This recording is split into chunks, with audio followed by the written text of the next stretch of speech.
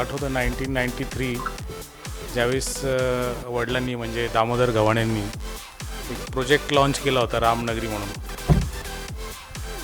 तर तो काळ म्हणजे आत्ता जसे लॉन्च होतात तसं काही लॉन्च नव्हतं, पण खरंच त्यांनी आत्ता जसे लॉन्च होतात ना तसंच टाईपचा लॉन्च केला होता. म्हणजे एक मोठा मंडप टाकला होता.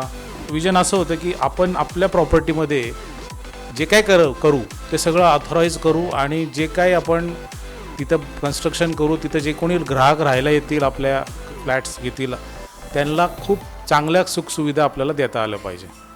आणि आपण जरी नसलो तरी तिथले फ्लॅट्स, तिथले कमर्शियल ऑफिसेस मेंटेन राहिले पाहिजे आणि त्याचे ॲप्रिशिएशन वर्षानुवर्ष आत्तापर्यंत म्हणजे ते पुढं ॲप्रिशिएट झाले पाहिजे. त्यामुळे त्यांनी आजपर्यंत एकही अनऑथराईज कन्स्ट्रक्शन केलं नाही, जे इतर स्थानिक लोक त्यावेळेस करत होते. आज तुम्ही एम्प्लॉईज म्हणून आज इथं आलात. तुमचे जे काही स्वप्न आहेत, घर झालं, गाडी झालं, वॉटेवर काही पर्सनल ड्रीम्स असतील, प्रोफेशनल ड्रीम्स, आज आपल्याला त्या सगळ्या ड्रीम्स तुमच्या सगळ्यांच्या पूर्ण करायचे.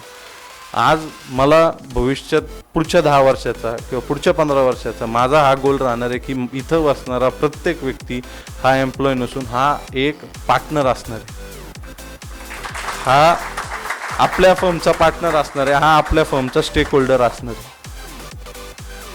आपल्याला 5 ते 10 वर्षात सॅलरी हा कॉन्सेप्ट काढून टाकायचा आणि ह्याच्यासाठी आपण त्या दृष्टीने पावलं पण टाकलेली आहेत.